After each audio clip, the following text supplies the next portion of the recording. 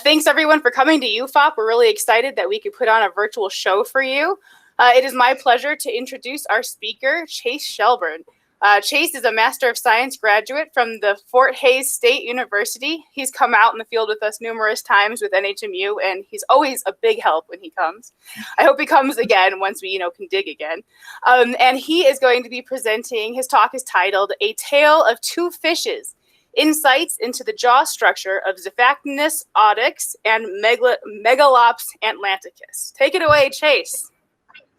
Awesome. So I'm really excited to be here to be y'all's first virtual talk ever. Thank you all for traveling such a long distance to listen to me ramble on for the next 40 minutes about fish. And I apologize in advance if I have to swat a cat or two away from my computer while I'm speaking. So as Carrie mentioned, my name is Chase, and today I will be talking to you about these two very interesting fish species, Xiphactinus audax and Megalops atlanticus. So for those of you who are not particularly familiar with these fish, I know we have a lot of, dinosaur people here, dinosaurs. First fish in my study set was Xiphactinus audax, a very popular fish, sometimes known as the bulldog fish or the X-fish. This was a late Cretaceous ichthyodectid fish that lived from about 112 million years ago to about 66 million years, right up to the KPG boundary. They did have a cosmopolitan distribution. They are best known from the Western Interior Seaway deposits here in North America, although they're also known from the east coast of the United States, as well as Europe and all the way even down to Australia. So they did have a global distribution. They're typically reconstructed as a pelagic ambush predator, and they got quite large. We have confirmed full body specimens reaching lengths surpassing 14 feet, and there's some isolated material that suggests that these fish could reach lengths of up to 20 feet long. So they're very large predatory fish. There are currently two recognized species of Xiphactinus. The species in my study is Xiphactinus audax, but there's also Xiphactinus vitus, which is mostly known from the eastern United States. And historically, there have been as many as 10 different species of Xiphactinus described. Most specimens today are pretty much lumped into this species. So the second fish in my study group is this beautiful guy right here, Megalops atlanticus, also known as the Atlantic tarpon. This is an extant fish. It is native to both the east and west coasts of the Atlantic. So you can find them in North America, South America along the east coast, Europe and Africa along the west coast. And they're also native to the Gulf of Mexico, where they are a major game fish. Anglers really like fishing for these guys. And they do feed primarily on schooling fish, but they also feed on benthic organisms such as crabs. They are voracious predators, which is one of the reasons that they're such a big game fish, and they can reach large sizes up to 9 feet. And if you just sort of look at the gestalt of these two animals, they look very similar to each other in many different ways, both cranially and postcranially. So cranially, they both have this very strong supraterminal mouth. They have a forward slung quadrate, and postcranially, they have this long fusiform body, a deeply forked caudal fin, and a very caudally deflected dorsal fin. And this similarity has not been lost on people. So much so that Xiphactinus is often referred to as a Cretaceous tarpon. In many popular science articles, TV programs, museums, you will often see Xiphactinus compared to this fish. So that got me asking the question, are these two fish convergent? And specifically, I was curious if they were structurally convergent, and I did focus on one particular subset of their skeletal anatomy, their feeding structure, their feeding morphology. And so I hypothesized that if they were convergent, they should therefore occupy similar regions of morphospace when looking at a shape analysis. So why do we care? Who cares? Right? Convergence. First, we need to sort of go into what convergence is. So very broadly, convergence is the evolution of similar features between organisms, not as a result of common ancestry. So for example, we have this tomistoma, or false gharial, and this gharial, an actual gharial, and she is having a great time having her picture taken here. and they share structural morphology in their jaw. So they have very long noses, rostra, I should say, and these very conical pointed teeth for catching fish. So that's structural. And the function is also shared between these two species of crocodilians. They use these long jaws for snapping up fish in the water. So we have examples there of both structural and functional convergence, although later in this talk I will discuss why those two things are not necessarily united, and we should discuss that a little bit more. But again, why do we care about convergence? So for starters, from an evolutionary perspective, convergence acts as a confounding factor when trying to understand evolutionary relationships. So here we have this cladogram of a genus of salamanders known as Eurycia. And historically, from just morphological analysis and anatomical analysis, these two species, Rathbuni and Tridentifera, often are resolved as sister taxa. And it's pretty clear why. They're the only two troglodytic members of this genus. So they both lack eyes or have very, very small eyes. They have pale skin. They live in caves. But genetic analysis shows that, in fact, they have evolved these features independently from one another. And so without understanding convergence, we can end up with cladograms that provide an incorrect phylogenetic or evolutionary understanding of the organisms we're interested in. Additionally, in the fossil record, we often use convergence or assumed convergence for ecological interpretations. So we unfortunately don't have genetic material for most extinct organisms, especially talking in the Mesozoic and Paleozoic. And we can't look at their function. We can't watch these animals behave in real life. So we have to infer function through other means. One of those means is looking at structure and using a modern analog to assess how that animal may have behaved. It's life history strategies. And if you assume convergence in a feature without assessing whether or not convergence has actually occurred, you may end up with incorrect ecological interpretations for the extinct organism. So here we have a cladogram of teleosts, just to give you an impression of sort of where these two fish fall out relative to each other. You can see the ichthyodectiformes, the clade to which Xiphactinus and other ichthyodectids belong, somewhat basal position in the teleost tree, and still somewhat basal, but a little more derived, you have Megalops, which itself falls out within the Alopiformes. And what's interesting about Megalops is that many of the features, especially the cranial features that it seems to share with Xiphactinus, are not shared, at least not prominently, among its close relatives and ancestors. So for example, Elops, the modern ladyfish and 10-pounders, as well as some of its ancestral relatives, such as Anathalion. Right. The features that we see in Megalops do seem to be derived within its family Megalopidae, meaning that there are likely independently evolved features between ichthyodectids and megalopids. Okay. So to get at the structural morphology of these two fish species, I employed a sort of a suite of statistical procedures called geometric morphometrics. Traditionally, you have these linear morphometrics, which just create trusses by measuring distances between whatever object or organism you're interested in. And the issue with this sort of form of morphometrics is that the measurements you're taking are not necessarily homologous between different organisms. So you may not strictly be measuring the same things, and you don't get to conserve the geometric information throughout the entire analysis. So what I used was a procedure called landmark-based geometric morphometrics. This methodology employs landmarks, which are essentially points on homologous structures between the organisms you're interested in. These are projected into sort of a shared coordinate space, and then you measure the distances between them. And it allows you to preserve the geometric information throughout the analysis. And it also allows you to with a fine-tooth comb, sort of pick the homologous features you're interested in studying, for example, in this salamander head here.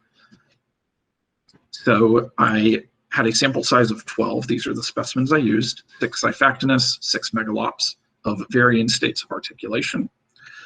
In order to ensure that I was using specimens at adult sizes, I did estimate the standard length for all of the fish. For some fish, I actually had their standard length already. Either I had the whole body fossil, or in the case of Megalops, the angler who caught them measured them.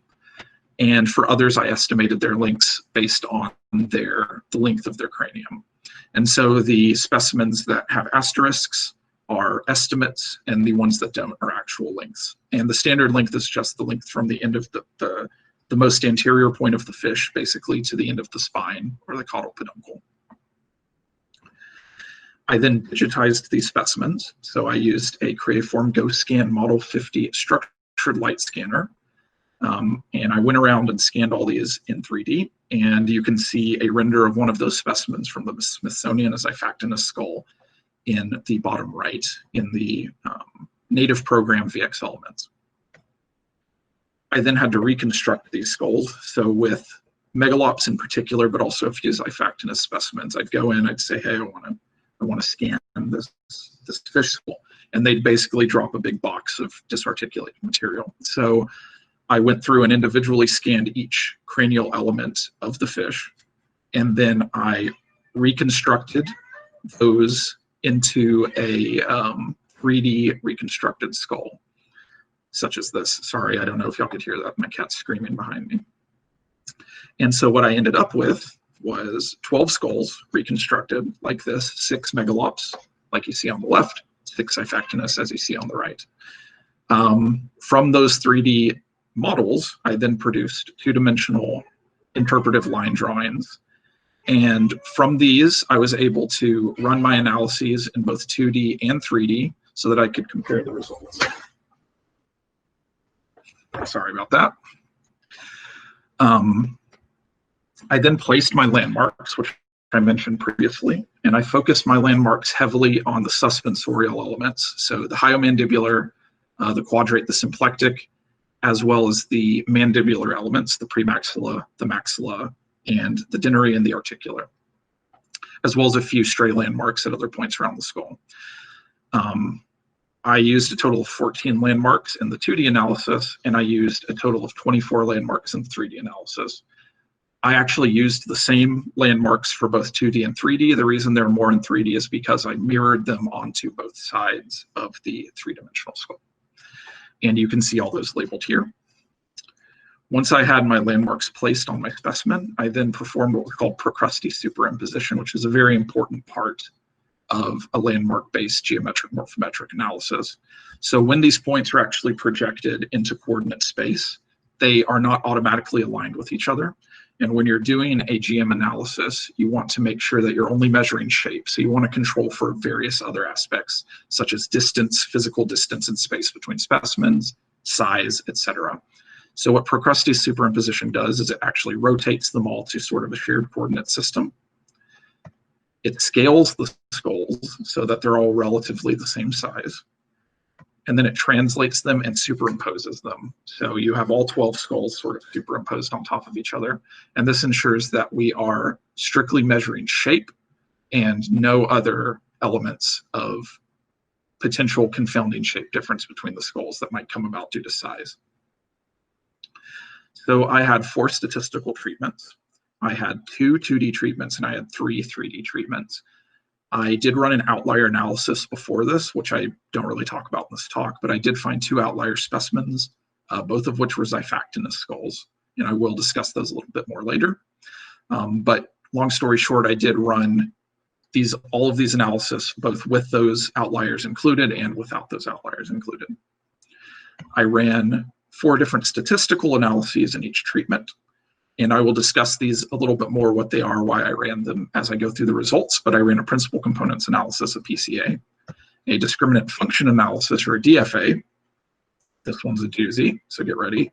A sequential agglomerative hierarchical non-overlapping cluster analysis, or SON cluster. And finally, a multi-response permutation procedure, or an MRPP.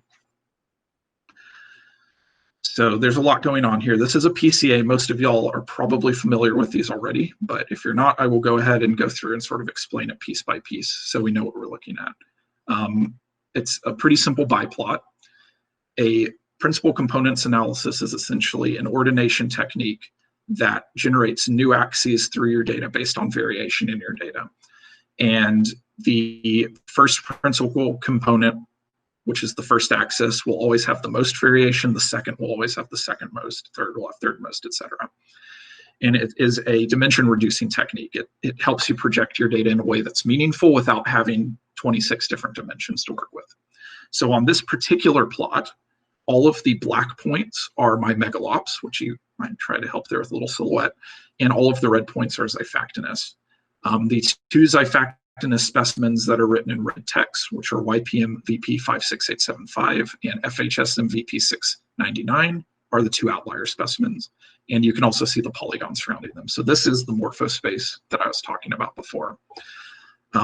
In my analysis, the first PC axis, PC1, for the 2D analysis with the outliers included, accounted for about 68, almost 70% of the variation in the data set, which is a lot. And you'll also notice that there's virtually no overlap. In fact, there is no overlap between these two groupings along the first PC axis.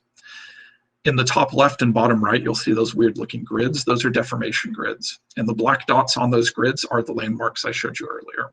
So if you take a close look at these grids, or better yet, produce separate grids, which I did do for the analysis, you can very closely assess which landmarks are responsible for most of the shape variation based on how much the grid is actually deforming around those points. And so the top left grid tells us what the shape difference from the median shape is on the left side of the graph, bottom right, what the median shape difference is on the right side of the graph. So again, the 2D analysis with the outliers included, we get a large amount of separation along the first PC axis, and some separation actually along the second PC axis, which is a little more difficult to see in this. But again, the first PC axis is definitely the most important. So removing those outliers, you'll see the Xiphactinus specimens now only have 4 specimens rather than 2 because those outliers were removed. And now the PC1 axis is actually explaining even more of the variation. So removing those outliers actually pulled these groups apart even more than they were with the outliers included. If we go into the 3D analysis, we get very similar results. This is with the outliers once again. And because these analyses were run on 3-dimensional specimens, you can't really do a good deformation grid. This weird sort of cloud of points you see on the right side of your screen is basically equivalent. Those points are landmarks, the 3D landmarks, viewed in left lateral, anterior or front, and dorsal or top view. And the left column essentially describes the shape along the left side of the biplot, and the right column describes the shape along the far right side of the biplot. So essentially, right column is Xiphactinus, left column is Megalops, because again, these groups are very separate, even in 3 dimensions. If we look at that same analysis with the Xiphactinus outliers removed, again, we get very similar results. Very strong separation along PC1, accounting for about 71% of that variation. So the DFA, the discriminant function analysis, is very similar to a PCA. The main difference is that a DFA actually looks for clusters or looks for groupings within your data, whereas a PCA just sort of projects it. And it creates new axes very similar to a PCA. These axes are actually called discriminant or discriminant function axes or linear discriminants. There's different names for them. In my analysis, 1 linear discriminant was produced, shown here projected along the y-axis. And you can see, much like the PCA, the Megalops and the Xiphactinus specimens are grouped very strongly by species. So the Xiphactinus are pulled way up along the axis, the Megalops are pulled way down. If you remove the outlier specimens, as in the right graph, you get a very similar result. And if we do the DFA again in 3 dimensions, we get very similar results. Very strong separation of these groupings. Moving on to the SON cluster. This is, I like SON clustering that produces a nice pretty dendrogram, and you do read these very similar to how you would read a cladogram. So you look at a cladogram, the closer 2 branches are to each other, the more closely the organisms are related. Similarly, reading the SON cluster, the closer two specimens are to each other, the more closely they're related in terms of shape. So you can see that the black box representing Megalops and the red box representing Xiphactinus do form two discrete branches of this large tree.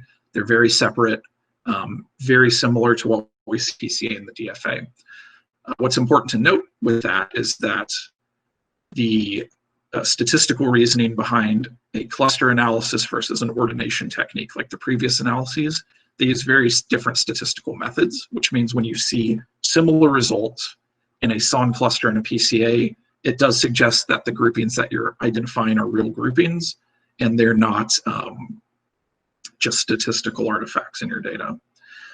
What is interesting and very apparent in the SON cluster in particular is if you look at the two outlier specimens, which are on the left graph in the red area, they're again in red text, they actually form their own little separate group, which you wouldn't necessarily expect. It does suggest that the two outliers are very separate from the rest of the Xiphactinus, but are pretty similar to each other. If you remove those two outliers, as in the right graph, the right dendrogram, again, very similar results. Very tight clustering of the two species, very separate from each other.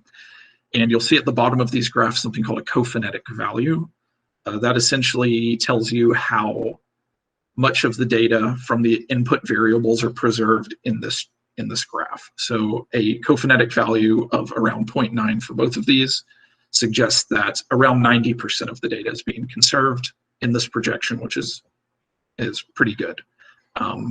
Typically anything above 70% is considered pretty good. If we look at the 3D analyses, I won't bore you too much, but pretty much identical. Again, the outliers form their own little subcluster within the Xiphactinus, suggesting similarity in shape between those two, but the species do cluster very distinctly from one another. So those previous analyses, the SON, the DFA, the PCA, are all somewhat subjective in their interpretations. You project these data into a statistical coordinate space and you sort of say, oh, that's a group, that looks like a group there. There isn't really a good test statistic produced by those methods, which is why I ran an MRPP to determine if there's actually a statistical difference between these groupings. For anyone who's taken sort of college intro level biology, you are probably familiar with an ANOVA, an analysis of variance statistic. There's also a multivariate analysis of variance called a MANOVA, and an MRPP is essentially a variation on that. And all it's doing is taking your groupings and determining if there's any significant differences between them. And as you can tell from the p-value, which is less than 0.05 in all cases, the groups are significantly different in all four treatments. This analysis also gives us a couple of convenient statistics, the first of which is the within group similarity, represented here by A. And essentially, the closer that value is to 1, the more similar the specimens within a group are. So if the value was 1, it means that every single specimen in a group is identical to every other specimen, which that's obviously not the case. But these values are very high, suggesting a high degree of within group similarity or homogeneity. And the test statistic T tells us how different the groups are from each other. And so the lower that value is below 0, the more different the groups are. And these are quite low values, meaning that this data taken together tells us that there are groups in our data. We got that from the previous analyses. The differences between those groups are significant. Those groups have a high degree of within group homogeneity, meaning they're very similar to themselves, and those groups are very different from each other. So again, that tells us that the difference in the shape between these species is significant. Xiphactinus and Megalops do not seem to overlap significantly within morphospace. And if we think back to the hypothesis proposed earlier in the talk, that Xiphactinus and Megalops would occupy similar areas within morphospace, we have to reject that hypothesis, which suggests that these are not strongly convergent features within these two species, or I should say between these two species. With that in mind, we can talk about some of those sources of variation. I mentioned earlier the deformation grids, And those grids and similar other graphs that were produced alongside these data give us information on where the shape difference between the skulls is really coming from. So there were some key features that were shared between all the 2D and all the 3D analyses. The first of which is the shape of the premaxilla. So the premaxilla in Megalops atlanticus is relatively quite small. It's triangular to quadrangular in shape, depending on the specimen. And it's highly kinetic, and it is not strongly sutured to the maxilla. In contrast, in Xiphactinus, their premaxilla are very robust.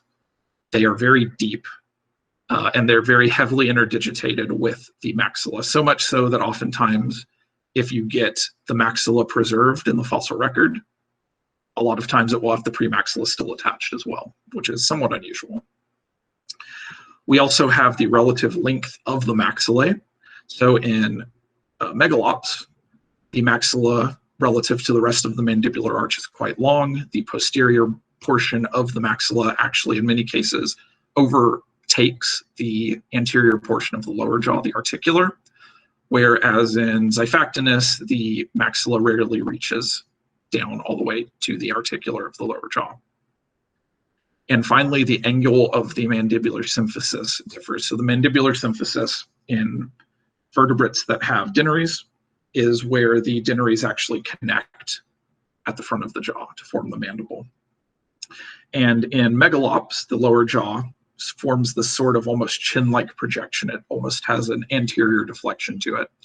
Whereas in Xiphactinus, it has a posterior deflection, caudally pointed. So it forms almost a lip-like projection towards the top margin of the lower jaw. So what does that all mean? So in terms of the premaxilla, it suggests that the jaw of Xiphactinus is adapted more for strength and a strengthened jaw to resist the stresses and forces imparted by struggling prey, whereas Megalops seems to have a decreased reliance on jaw strength. You can see it attempting to devour this person whole. It is having a very tough time doing so. Xiphactinus seems to have a decreased reliance on suction feeding, so I should explain that a little bit as well. All teleosts engage in some form of suction feeding. All that means is basically the fish opens its mouth, water rushes into its buccal cavity, it's the inside of its mouth, during what's called the expansive phase. It then shuts its mouth and forces the water out of its gills in what's called the compressive phase. And any food particles that were in that column of water that get sucked in are collected and eaten. For fish that have long teeth that have a tendency to prey on large food items, they tend to have less of a reliance on suction feeding. That seems to be the case in Xiphactinus as well. And the reason that I'm concluding that is because a major part of suction feeding is the length of the maxilla. The maxilla forms a sort of a lever that assists in the expansive phase of suction feeding, allowing for more efficient suction feeding. So this suggests that Xiphactinus, like other long-finned fish, like this Payara here from South America, has a decreased reliance on suction feeding, whereas Megalops, the tarpon, has an increased reliance on suction feeding. And that weird angular difference in the mandibular symphysis seems to be associated with the accommodation of fangs. So in many long-finned fish alive today, such as the Payara and Chirocentris seen here, they often have a caudally deflected lower jaw, seemingly to assist in the accommodation of fangs. Megalops, of course, does not have fangs, and so the angle of its mandibular symphysis seems more to be related to increasing the amount of space inside its mouth, increasing its buccal volume, increasing the amount of water it can pull in a single pull, and by extension, increasing its suction feeding capacity.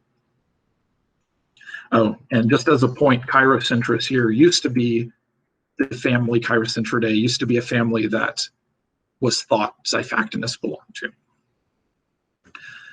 So all of this information that I've just given you, that I've derived from my results, do corroborate known feeding habits for both fish.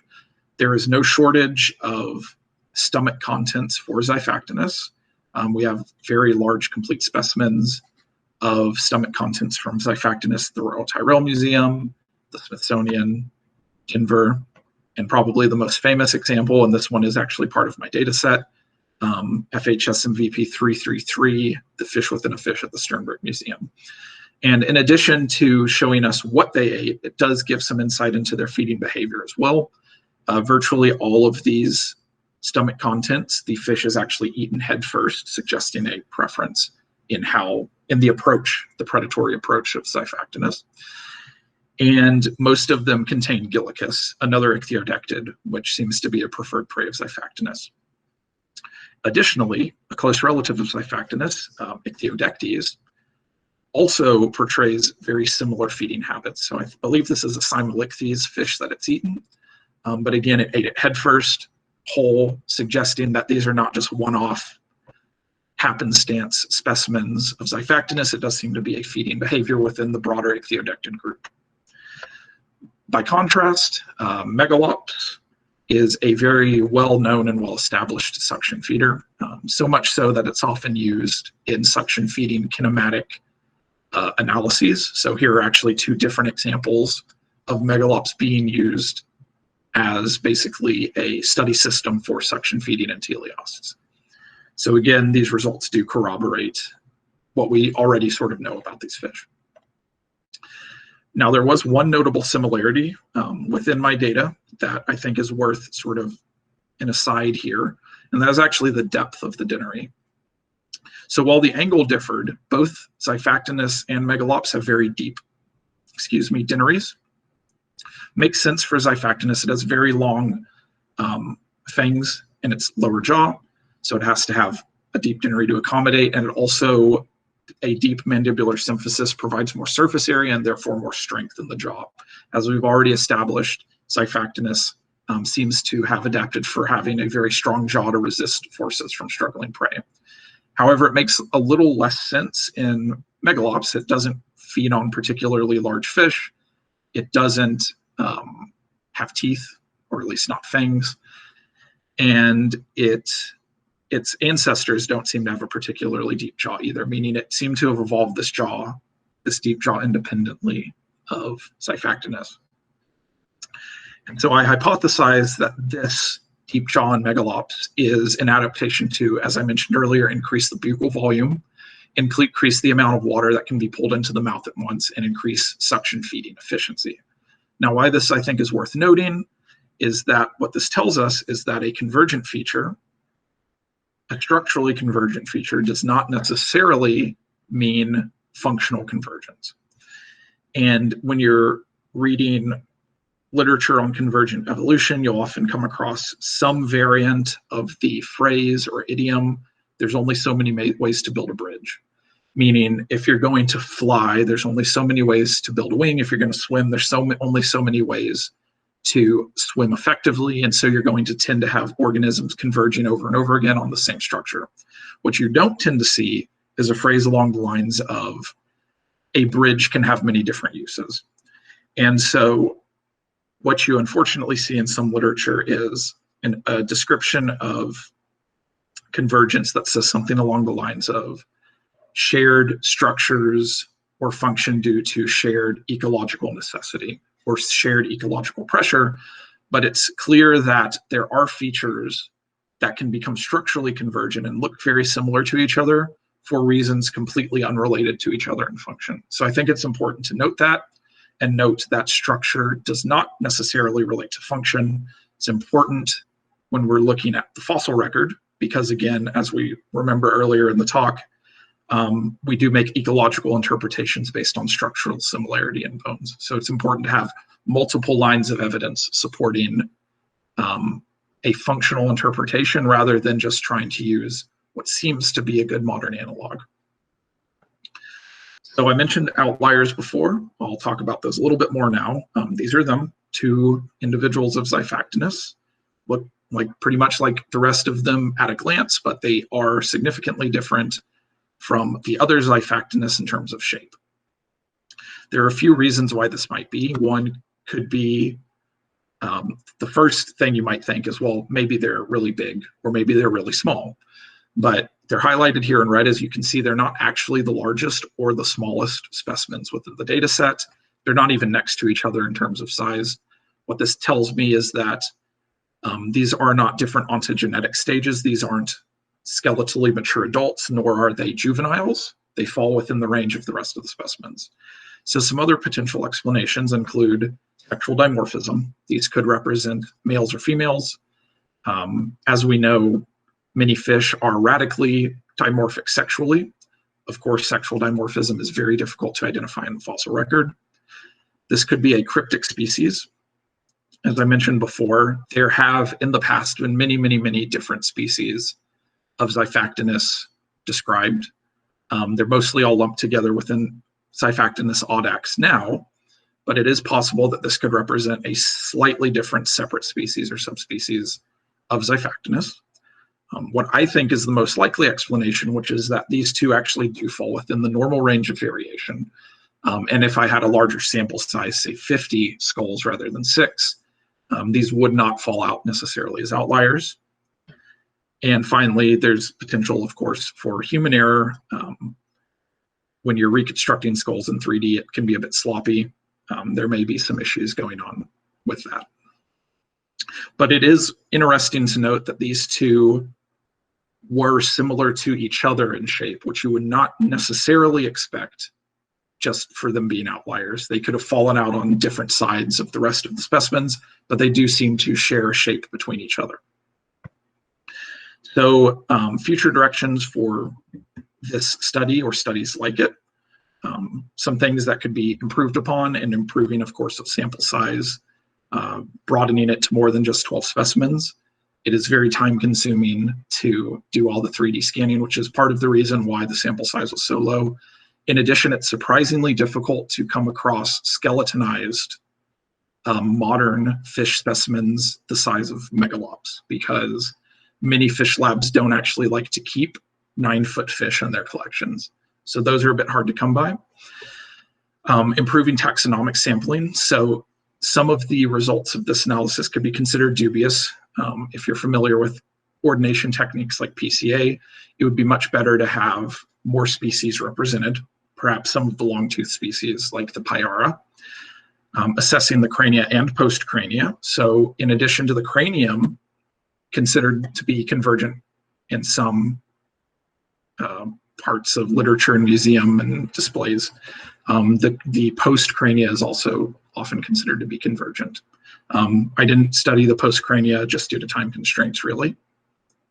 And expanding the methods. Something I'd like to add to this as well is really getting a good comprehensive systematic study of all of teleosts, which there's a lot of good cladograms out there that use a lot of genetic data and modern specimens, but not a lot that incorporates a lot of extinct and extant taxa. So that would honestly be a very good place to sort of start and rerun this analysis in the future. So just to sum up, in conclusion, Xiphactinus and Megalops are significantly different in the structure of their feeding morphology based on my analyses. The hypothesis that these two fish overlap in morphospace has been rejected, and this does suggest a lack of convergence. That doesn't mean they haven't converged at all, but it does mean that they have not, it doesn't seem that they've converged very much. Perhaps given another 100 million years, Xiphactinus and Megalops would be indistinguishable. This does suggest that Megalops is a poor modern analog to Xiphactinus audax. I don't expect Xiphactinus to not be called the Cretaceous tarpon anytime soon, but what can you do? The structural differences between these two fish do seem to originate from different selective regimes. So the Xiphactinus is adapted for stronger, more robust jaws feeding on very large prey items, whereas Megalops seems to have a more kinetic, more gracile jaw adapted for feeding on smaller fish and other organisms. The 2D and 3D geometric morphometric results provide almost identical results, which means in the future it may be prudent to just run a 2D analysis because the 3D requires a tremendous amount of work, and if you're not going to get more meaningful information out of it, why do it? These results do corroborate the known feeding mechanics of both of these fish. Some of the structural similarities we see, such as the very deep jaw, don't seem to reflect shared selective regimes, which suggests that structural and functional convergent don't necessarily correspond, and when we discuss them, they should be decoupled. And finally, Xiphactinus does seem to display some amount of unaccounted for skull shape variation, not related to size, which could be an interesting future direction as well. So with that, I would like to acknowledge these institutions which helped finance my travel around the country, the Western Interior Paleontological Society and the GSA. I would like to thank all of these people in addition to Carrie and every other member of UFOP and everyone here listening tonight. And I would really like to give a thank you to UFOP for having me on and allowing me to speak with y'all tonight. It's been a lot of fun and I appreciate it. So with that, I will now take any questions. And thank you very much. And I will leave this screen up. I cannot see chat, so just feel free to read any questions off to me and I will answer them to the best of my ability. Thank you. Hi, so we have one online question so far from Danielle Montague Judd. And so she just, so I'm just going to read off since you can't read it. It says, question for after the talk, nice project and talk. It's cool that you can reconstruct 3D models from isolated bones. It looks, you used a specific kind of 3D stereo camera to take the photos. After you have the photos, what are the next steps in constructing the 3D models? How much interpretation or user input is involved in constructing the models? So I'm not using, so I guess what she's getting at, I'm not using photogrammetry. This is a 3D modeling software, so it produces the model automatically. It's not taking pictures and reconstructing them. That being said, to answer sort of the second part of the question, there is quite a bit of interpretation,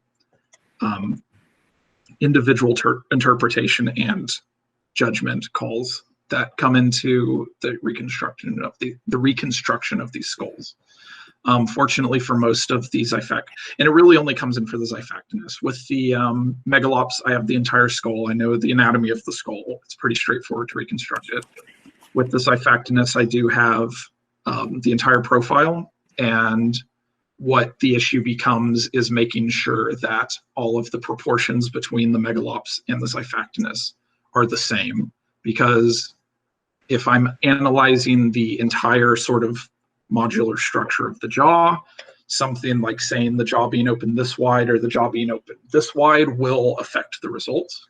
And so I did have a method, which I did not discuss in this talk, for ensuring that the proportions between the skulls were identical. And the reconstruction itself took place in VxElements. They have a nice little tool that allows you to move around pieces in 3D pretty easily. I hope that answered the question. Okay, so then Carrie Levibusian has a question.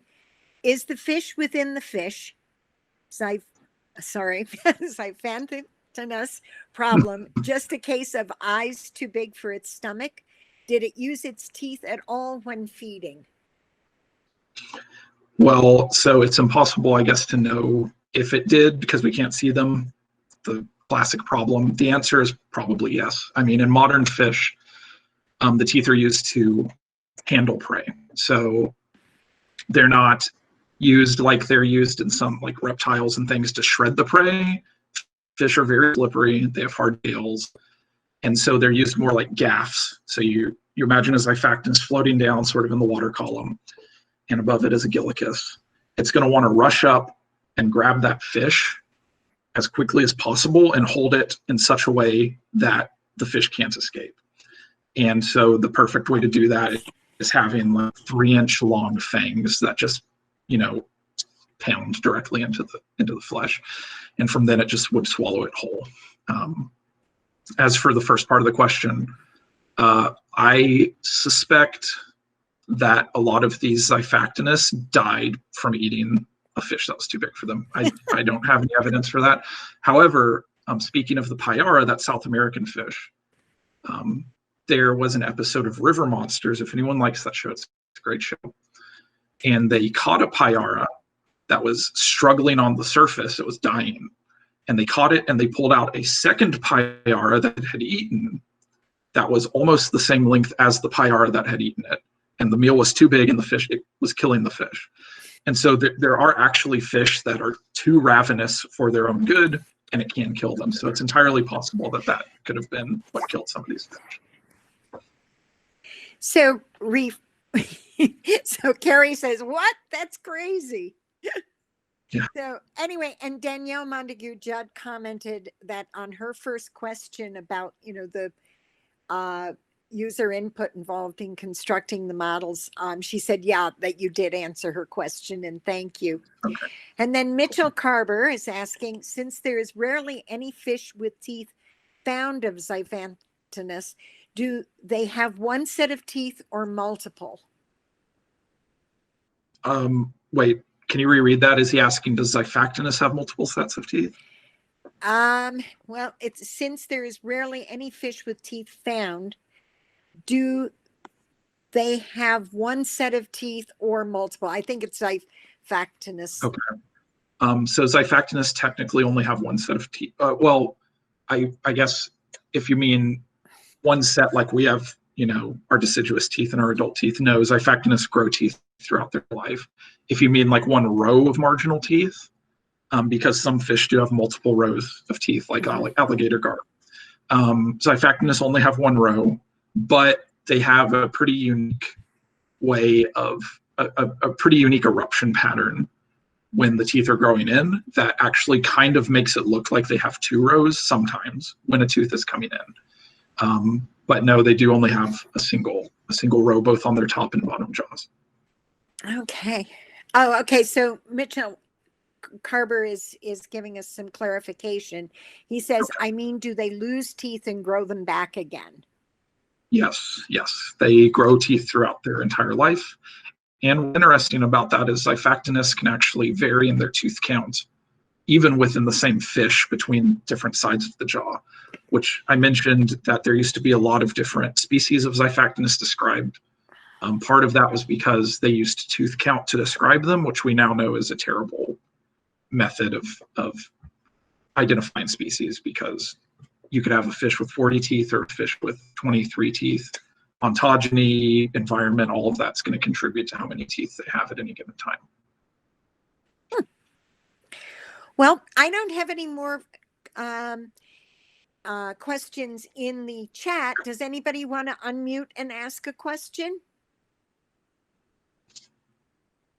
Make sure you're clicking your unmute in order to ask.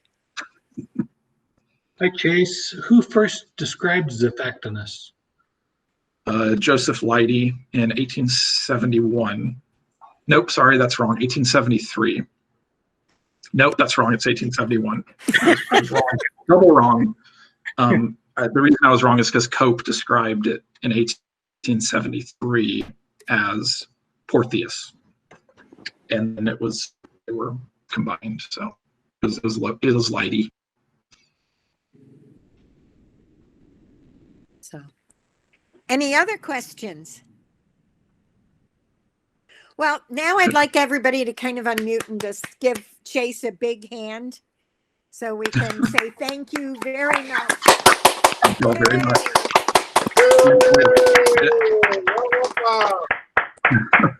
That was Thank excellent. you so much for being our first person to give a virtual talk with UFOP. I think that came out well.